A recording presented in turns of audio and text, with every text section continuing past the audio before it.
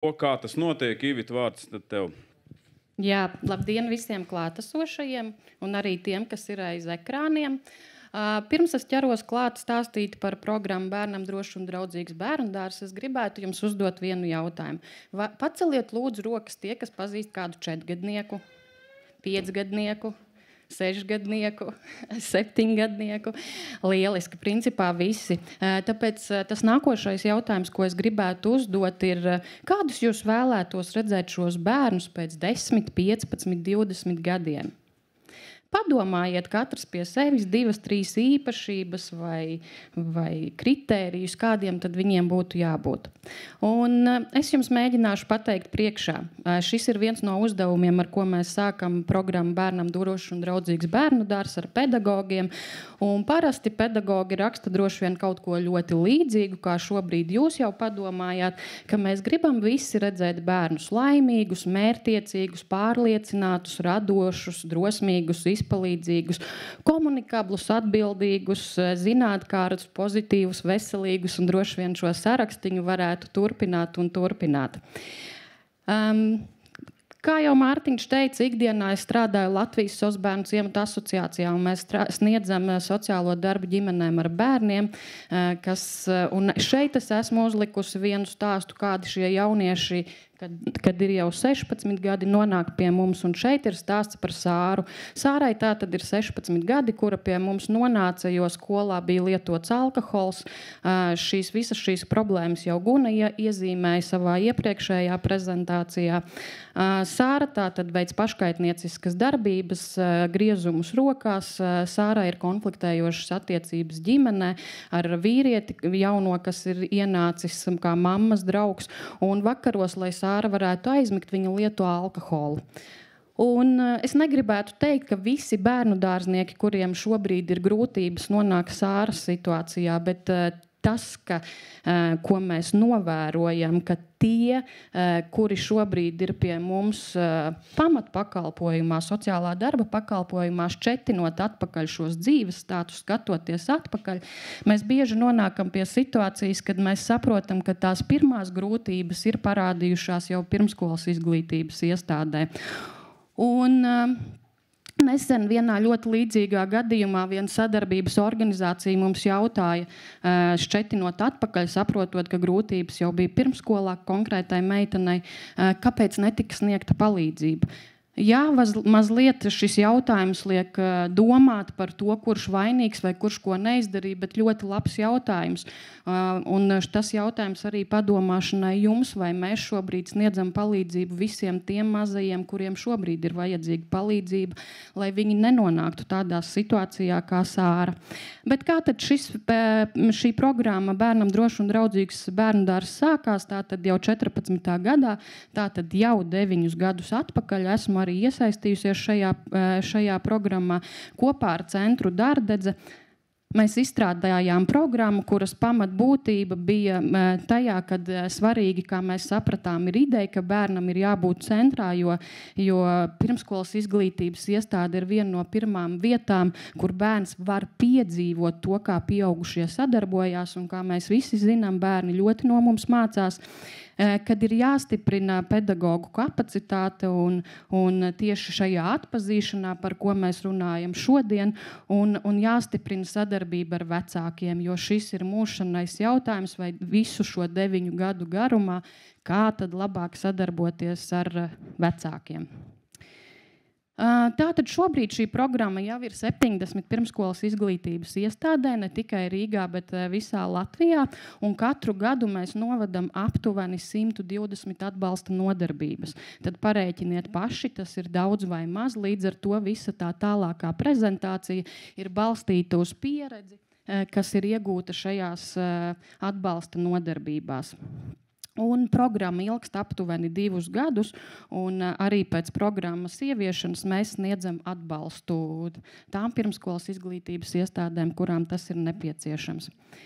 Grūtie jautājumi, domājot par šīm atbalsta nodarbībām, jeb supervīzijām, kas tad ir tie jautājumi, ar ko pirmskolas pedagogi nāk pie mums, jo pirmās 3 dienas ir apmācība, un pēc tam katram dārziņam ir 5 atbalsta nodarbības, kad viņi var nākt pie mums, un mēs tātad kopā ar psihologu divatā pārunājam situācijas, un tas, ko pedagogi parasti jautā, kā palīdzēt bērnam.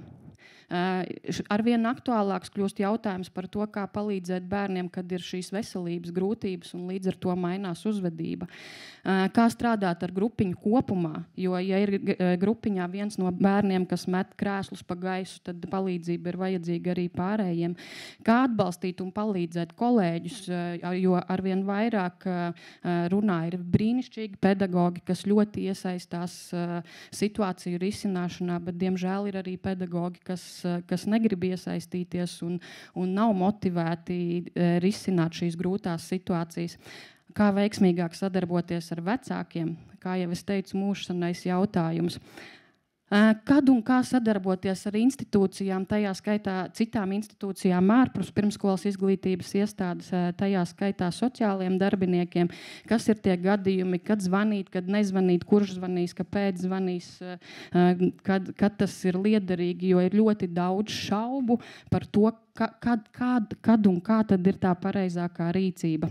Un, diemžēl jāsaka, ka joprojām ir pedagogi, dažkārt ne visi, te neko nevar pieņemt kā absolūti viennozīmīgu, kuri gaida, kad atnāks kāds no malas un pateiks, kas tad ir tas pareizākais, kāda ir tā pareizākā rīcība. Un tas, ko mēs darām šajās individuālajās nodarbībās, mēs runājam par to, ka katras ģimenes situācija un katra bērna situācija ir pilnīgi unikāla un ir nepieciešams tiešām iedziļināties katrā bērnā to, kāda ir viņa situācija, no kādas ģimenes nāk, no kādas vides viņš nāk, lai varētu tiešām sastādīt šo atbilstošāko atbalstu, kas bērnam ir nepieciešams.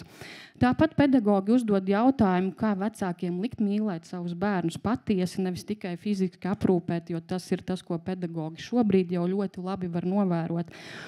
Un, protams, ļoti liels jautājums un pamatots jautājums, kā tam visam atrast laiku, ja grupiņā ir tik daudz bērnu, kā jūs zinat, ir grupiņas, kur ir pat 24 bērni, un tad kā šo individuālo uzmanību veltīt, mazliet par to arī tālāk.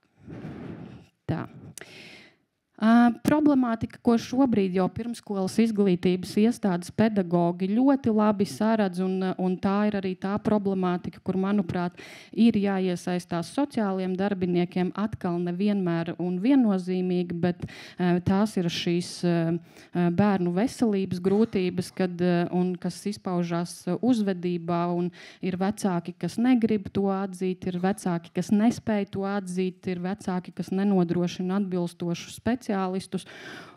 Un kā tad šo risināt? Un tad ir tie vecāku šķiršanās gadījumi, kad bērns kļūst par starpnieku, kad arī pedagogi tiek iesaistīti vecāku savstarpējās cīņās, un ir vērojams divas galējības.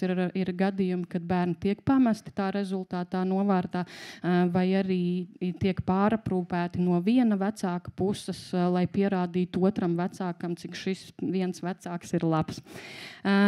Tad arī vardarbība, kas bieži vien asociējās ar ļoti daudz bailēm kādu nepatiesi apvainot, vai pedagogi bieži jautā, varbūt mēs nesapratām, varbūt mēs pārpratām, varbūt mēs neredzējām pareizi, var jau būt, ka tiešām bērns ir nokritis un neviens nevienu negrib nepatiesi apvainot. Un, protams, arī šīs vecāku atkarības problēmas, kad vecāki arī uz pirmskolas izglītības iestādēm dodās alkohola reibumā. Diemžēl joprojām ir gadījumi, ko mēs dzirdam šajās atbalsta nodarbībās, kad pedagogi labu gribot bērnus dažkārt ņem arī uz māju vakaros, lai tikai nebūtu jāsauc policija vai lai nebūtu jāiesaista citas institūcijas, domājot par to, ka bērnam tas varētu nodarīt sāpes. Līdz ar to tās grūtības, kā mēs novērojam, lielākoties ir balstītas uz bailēm, un ir arī daudz mīti, ko mēs dzirdam, kas ir pirmskolas izglītības pedagogos.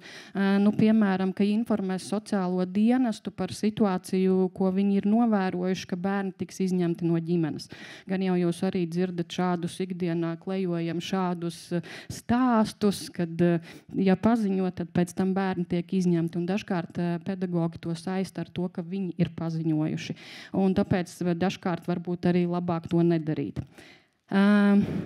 Tad arī ir, ka būs atbildīgi, ja policija tiks izsaukta un radīs savu papildus darbus, jo dažkārt ir tā, ka no pirmskolas pedagogiem tiek paprasīta kaut kāda informācija, bet netiek iedota pilnvērtīga atgriezeniskā saite par to, kas tad notiks tālāk, kas ir tas, ko pirmskolas izglītība var darīt lietas labā.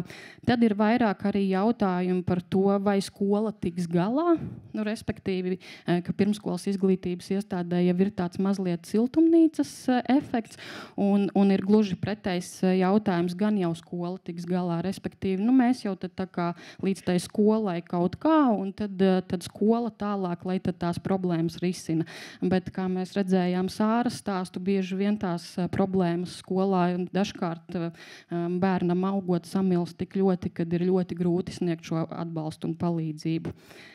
Tad vēl pedagogiem ir ļoti daudz bailes par to, ka aiz katra vecāka ir advokāts, agresija, noliekšana, noklusēšana, ka vecāki nesniedz pietiekamu informāciju par to, kas notiek ar bērnu.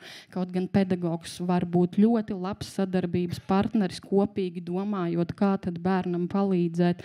Tad ir arī doma, ka pirmskolas izglītības iestādē nav jārisina ģimenes problēmas, un, protams, ģimenes problēmas nav jārisina tādā tiešā veidā, bet ja ģimene nenodrošina bērnam vajadzīgos pakalpojumus un atbalsta, kas kaitē bērna tālākai attīstībai, tad es uzskatu, ka pirmskolām ir jāiesaistās, un kā jau arī šeit iepriekš tika minēts, kad arī pirmskolas pedagogiem ir bail nosaukt lietas īstajos vārdos, ko jau Mārtiņš sākumā minēja, cik tas ir svarīgi tiešām lietas nosaukt īpaši īstajos vārdos. Līdz ar to ir ļoti daudz dilemmas par to, kurš ir pareizākais lēmums, kad ko piesaistīt. Un vēl tas, ko mēs novērojam, kad problemātika veidojās, jo nav cieņpilna un uzticībās balstīta sadarbība. Un mēs uzskatām, ka šai sadarbībai cieņpilnai, tā kā bērni, kā jau es minēju, skatās uz mums kā pieaugušiem, ir jābūt jau pirmskolas izglītības iestādēs starp vecāku, pirmskolas pedagogu un bērnu. Un tad, ja nav iespējams sadarboties ar vecākiem, tad ir šie gadījumi, kad bērns ir jāliek centrā, domājot par bērna vajadzībām, un ir jāiesaist arī sociālais darbinieks. Protams, viss nav tik rožaini un gludi sociālā darba pusē. Arī mēs vērojam dažādas grūtības, un viena no tām ir, ka saņemot informāciju, sociālie darbinieki dažkārt nesaskata šo problemātiku, neveidojās gadījuma lieta, un gadījumi pazūd kopējā lietu apjomā, jo dažkārt darbiniekiem ir sajūta mazs bērns, mazas problēmas, un diemžēl darbinieki ir pieraduši vairāk strādāt šajās krīzes situācijās. Tad, kad ir tiešām krīze un tādas varbūt agresija, tad ir jautājums, kādus pakalpojumus tad piedāvāt, un jo pakalpojumu klāsts arī ir ierobežots. Un ir sociālie darbinieki arī, kuri uzskata, kad pirmskolas izglītības iestāde strādā tikai ar bērniem. Un tas, ko vēl sociālā darba pusē var novērot, kad mēs arī nevienmēr uzskatām pirmskolas izglītības iestādes kā nozīmīgu sadarbības partneri, jo to, kas attiecās uz skolām, mēs gandrīz vienmēr iesaistam starp institucionālās sanāksmēs, bet pirmskolas mēs kaut kā bieži vien aizmirstam. Galvenie secinājumi. Neviens jau apzināti nevēlās pasliktināt bērnu situāciju, ne pats bērns, ne vecāks, ne arī pedagogs, bet svarīgi ir apzināties tās bērna vajadzības, jo biežāk sociālie darbinieki aicinās pirmskolas uz sadarbību, jo zinošāki un atvērtāki viņi būs, jo mazāk būs neziņas un baiļu, par ko jau mēs runājām, ka uzsākot starp institucionālo sadarbību ir svarīgi katrai no iesaistītajām pusēm skaidrāk atrunāt konkrētus rīcības soļus un akcentēt mērķi, kas ir bērnu labākajās interesēs. Mums ir pieredze, ka ja pirmskolas piedalās starp institucionālās sanāksmēs, tad veidojās labāka izpratne par ģimeni kā sistēmu, un pedagogi labāk saredz problemātikas, cēloņu un seku sakarības, un tas ir kopīgi izvērtāts lēmums bērna interesēs, un tā ir arī atbildības dalīšana. Nepieciešams lielāks atbalsts vecākiem jaunu zināšanu un prasmju apguvē, bērnu audzināšanas un disciplinēšanas jautājums. Tas, kas pedagogiem dažkārt šķiet kā pašsaprotams, nevienmēr tā ir. Vecākiem tiešām dažkārt trūkst šīs zināšanas. Un, protams, arī pirmskolas izglītības iestādēs, tāpat kā sociālā darba jomā, trūkst speciālistu, speciālo pedagogu, auklīšu, logopēdu, asistentu, psihologu un dažkārt veidojās pārslodze. Tad nepieciešams sniegt informāciju pirmskolām par iespējamiem sociāliem pakalpojumiem un speciālistu pieejamību, jo vecāki dažkārt atnāk un pasaka, ka tur ir garas rindas un mēs tur netiekam, mums varbūt pie tā speciālisti jāgaida pusgadu, bet tad, kad mēs runājam vairāk ar pedagogiem, pedagogi vienkārši nav informēti par visām šīm iespējām, kas ir iespēja kaut vai psihologu saņemt no ģimenes ārsta un tā tālāk. Tad arī svarīgi ir pirmskolas izglītības pedagogu pašapziņas celšana, lai spētu pamatot bērnu vajadzības, jo dažkārt pedagogi redz, ka kaut kas varbūt ir ne tā, un tā viņi arī atbalsta nodarbībā saka, kad kaut kas ar to bērnu nav, bet ir grūti pamatot, kas tad tam bērnam ir vajadzīgs, ietērpt vārdos. Un tāpat ir nav sistēmiska risinājuma atbalsta nodrošināšanai, kurā tiktu paredzēta visu iesaistīto pušu atbildība un pienākumu. Tajā skaitā arī pirmskolas izglītības pedagogi. Un ir situācijas, kad pedagogi tiešām labprāt strādātu individuāli un saprot bērna vajadzības, un viņiem ir izstrādāts arī individuāls uzdevums, bet piemēram, ja grupiņā ir 24 bērni, kur viens ir ar autiskā spektra traucējumiem, viens ar Dauna sindromu, viens ar garīgu atpalicību, kur ir arī redzes un dzirdes jautājumi, tad gribās teikt, ka ir jābūt tādam tiešām supervaronim, lai pie esošiem resursiem tiešām sniegtu katram bērnam šo individuālo atbalstu. Tāpat mēs novērojam, ka ir svarīga vadītāja iesaist un izpratne, tāda uzņēmība risināt situācijas drosmīgi aizstāvot bērnu intereses, jo arī šo mēs novērojam, ka ir dažādi vadītāji. Ir vadītāji, kuri vairāk šīs grūtības atstāja audzinātāju ziņā un saka, ka audzinātājām ar to ir jātiek galā. Ir, kas ļoti tiešām drosmīgi arī iesaistās un risina ar labiem rezultātiem. Tāpat mēs novērojam, ka pirmskolās trūkst iekšējas sistēmas, kā strādāt sarežģītās situācijās, lai pedagogi justos pasargāti, respektīvi, ka nav atrunāts, kurš tad kuram zvana, kurā brīdī, kad dod informāciju citām institūcijām. Nē, tā, lai visiem viss būtu skaidrs, lai pedagogs nejustos viens un pamests ar šīm grūtībām. Un, protams, ir pirmskolas izglītības iestādes, kuras nevēršās saulaicīgi pēc palīdzības, bet to jau mēs runājām par visiem tiem iemesliem. Un, protams, ir arī paaugstināts gaidas no sabiedrības, lai visi bērni būtu tādi, kā mēs runājām sākumā. Vecāks domā, ka viņš atdod bērnu dārzā, lai bērnu dārs audzina. Bērnu dārs saka, atbildīgs ir vecāks, un tad rodās jautājums, kurš ir atbildīgs. Un tāpat mēs šobrīd jau secinām, ka nepieciešama sistemātiska kvalifikācijas celšana pedagogiem, un pirmskolas izglītības iestādes ir labs sadarbības partneris sociālo problēmu atpazīšanā un novēršanā. Mazliet vēl pa programmu. Programma sastāv tātad no 4 posmiem. Pirmā ir laboratorija pedagogiem, kur jau es minēju, kur atbalsta nodarbībās un apmācībās mēs kopīgi mācamies par to, kā risināt konfliktu situācijas, kā veidot kontaktu ar vecākiem, kā atpazīt vispār šīs grūtības un ko darīt. Jā. Tad otrā posms ir e-vides platforma bērna labsajūtas mērījums, kur tātad pirmskolas pedagogi, pamatojoties uz novērojumiem, dabū rekomendācijas attiecībā uz 5 jomām. Tā ir uzvedība, psihoemocionālā attīstība, mācību procesa saskarsme un komunikācija un somatiskās reakcijas, saprotot to, vai bērnam ir vajadzīga palīdzība un atbalsts. Un tad ir šis trešais posms, kur vairāk strādā centrs Dārdedze ar pedagogiem, izstrādājot šo drošības protokolu katrā pirmskolas izglītības iestādē. Viņš var būt pilnīgi atšķirīgs, kur tātad tiek izrunāts, kā atpazīt, kā rīkoties un kā novērst šīs grūtās situācijas ar bērniem. Un 4. posms ir atbalsta nodarbību izvēles sadaļa, kad pedagogi var izvēlēties kādu no atbalsta nodarbībām par kādu konkrētu tēmu, lai pēc tam mācītos. Un programma tātad šeit galvenais akcents ir tātad aizsargā bērnus, aizsargā darbiniekus, aizsargāt organizāciju palīdz, bet pats galvenais veidot sadarbību centrā liekot bērnu un bērnu labākās intereses.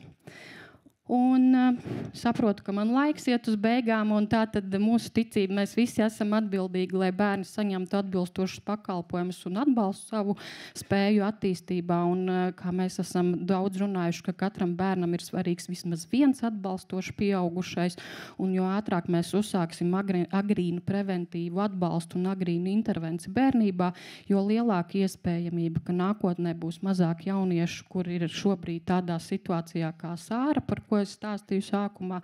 Un mēs visi kā pieaugušie esam atbildīgi par ceļu, kādu šobrīd iet tie jaunieši, kuri ir līdzīgā situācijā kā Sāra. Un mēs šobrīd jau uzskatām 9 gadu pieredzes rezultātā, ka pirmskolas ir labs sadarbības partneris gan sociālo problēmu, gan atpazīšanā, gan arī jau šobrīd rīcībā atliek stiprināt savstarpējo sadarbību, kas ir balstīta uzticībā un cieņā. Paldies! Paldies Ivitai par stāstiem. Patiešām ietilpīga programma 2 gadu garumā. Viņu nav viegli izstāstīt ātri, bet es domāju, kas jums būtu jāzina vispār par to, ka bija arī bērnu. Pirmkārt, bērndārs dalība bija brīvprātīga, bija bērndārs, kas nepiekrita dalībai. Tas arī ļoti svarīgi, jo tas prasa, kā jūs saprotat, pareizi saprast, nozīmē pareizi nosaukt. Lai pareizi nosaukt, mums jābūt atvērtiem tam, ka es esmu gatavs atzīt savus kļūdas, nezināšanu. To mēs varam mācīties arī paši no šīs programmas. Mums ir jāsaprot, ka mēs kaut ko nezinām, mēs esam gatavi uztvert un veidot kopīgu kultūru organizācijā, kas ir balstīta atvērtībā, zināšanu ieguvē, orientācijā uz klientu. To visu var pārnest uz jebkuru no mūsu prakses vietām. Tā kā, ja ir lielāka interese, varat droši sazināties ar Sociālo ciematu asociāciju vai Ivitu personiski. Paldies!